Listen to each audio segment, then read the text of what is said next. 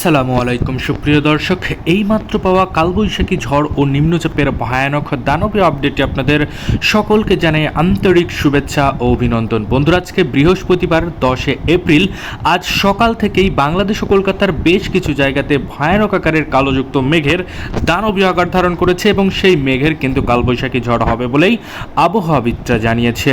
এছাড়াও আবহাওয়াবিদরা জানিয়েছে বাংলাদেশ ও কলকাতার বেশ কিছু জায়গায় অনেক ক্ষয়ক্ষতি হতে পারে বলে আবহাওয়াবিদরা জানিয়েছে।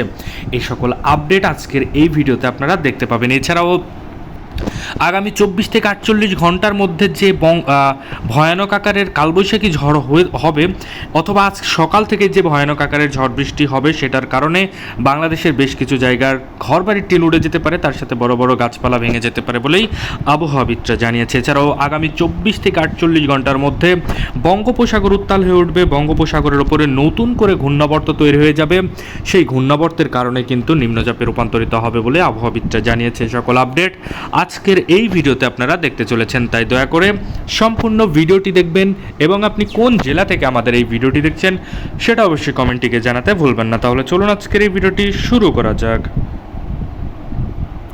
ভিডিওটি শুরু করার আগে ছোট্ট একটা রিকোয়েস্ট করবো, আপনি যদি আমাদের চ্যানেলের নতুন দর্শক হয়ে থাকেন তাহলে অবশ্যই আমাদের চ্যানেলকে এক্ষুনি সাবস্ক্রাইব করে পাশে থাকা নোটিফিকেশন বেল আইকনটি বাজিয়ে রাখুন। বাংলাদেশ ও কলকাতার আবহাওয়া বার্তা পূর্বাভাস লেটেস্ট আপডেট সবার আগে আমাদের এই চ্যানেলেই দেখার জন্য। তাহলে চলুন এক নজরে আমরা দেখে আসি বাংলাদেশ ও কলকাতার কোন কোন অঞ্চলে বিক্ষিপ্ত পরিমাণের কালোযুক্ত মেঘের ঝড় বৃষ্টি হবে সেটার একটা পূর্বাভাস চলুন আমরা এক নজরে দেখে আসি।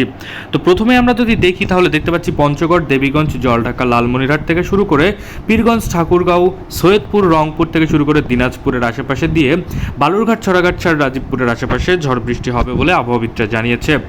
এছাড়াও আমরা এবার দেখব দুপুর 12টা-1টার পর থেকে আমাদের বাংলাদেশের বেশ কিছু জায়গাতে কিন্তু কালোযুক্ত মেঘের ভয়ঙ্কর আকারের কালবৈশাখী ঝড় হতে পারে বলে আবহাওয়াবিদরা জানিয়েছে। এছাড়াও বিক্ষিপ্ত পরিমাণের ঝড় বৃষ্টি হবে সেটারও একটা পূর্বাভাস রয়েছে।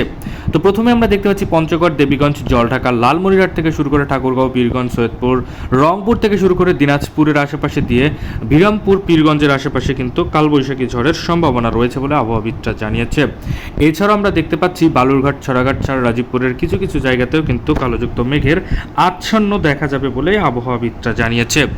এছাড়াও আমরা দেখতে পাচ্ছি কলকাতার অর্থাৎ কলকাতার সাইডে এবং আমরা দেখতে পাচ্ছি সিলেটের সাইডেও কিন্তু ঝড় বৃষ্টি হতে পারে, যেমন বিশামপুর, সিলেট, মৌলভীবাজার, লাখাই, কাপাসিয়া, কিশোরগঞ্জ, মাদানের আশেপাশে কিন্তু কালবৈশাখী ঝড় না হলেও বৃষ্টিপাতের সম্ভাবনা রয়েছে।